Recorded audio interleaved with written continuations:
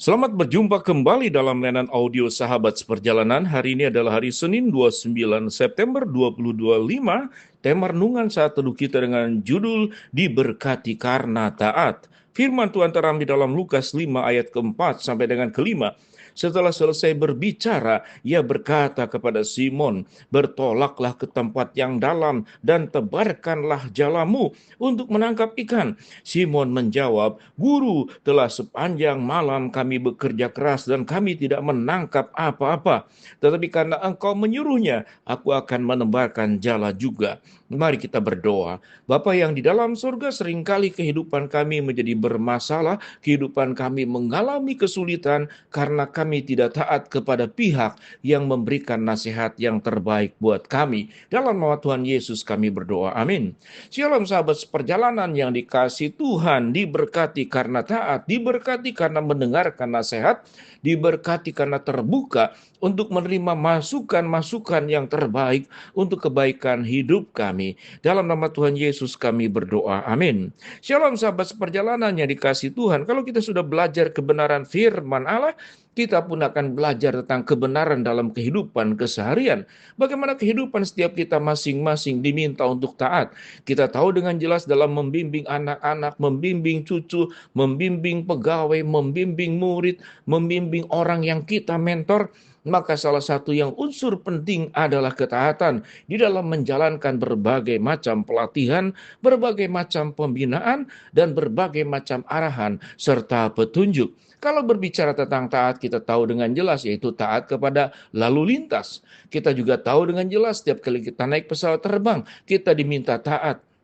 Bagaimana tidak membawa bagasi melebihi katakanlah yang seharusnya. Kita tidak menyimpan power bank dengan membawa power bank yang untuk handphone dengan kapasitas yang besar, karena itu membahayakan dan tidak boleh melakukan charger pada saat kemudian pesawat itu sedang berjalan. Mungkin kita tidak tahu, tetapi mereka yang paham dan tahu sangat tahu akan bahayanya.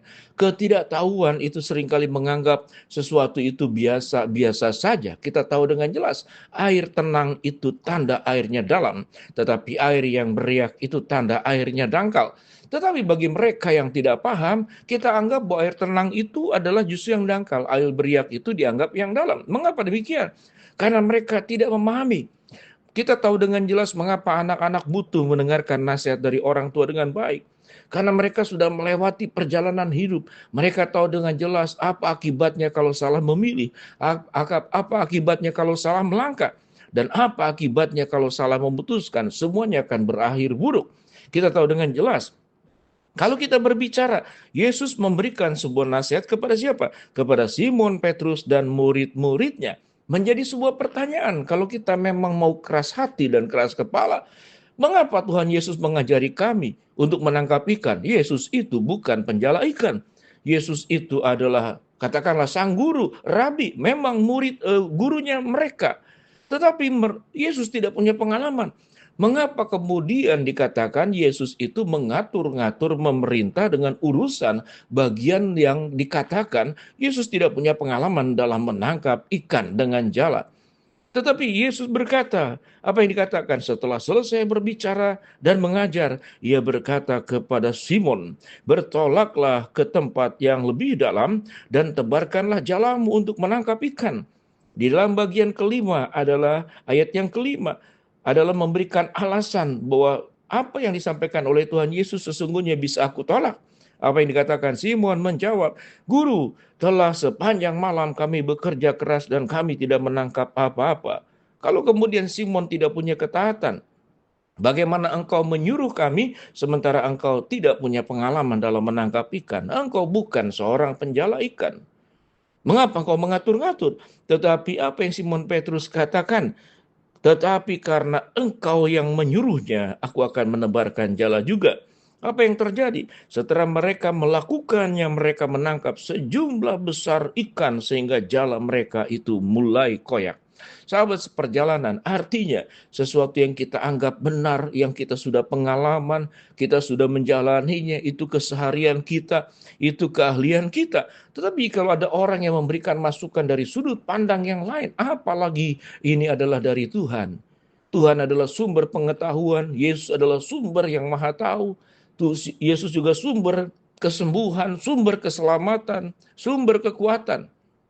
Tuhan tahu melakukan segala sesuatu. Dia adalah Allah yang maha bisa. Dia menciptakan segala sesuatu, apalagi dengan urusan menjalaikan. Tuhan memerintahkan dan kemudian Simon Petrus taat untuk segala perintah Tuhan. Diberkati karena taat.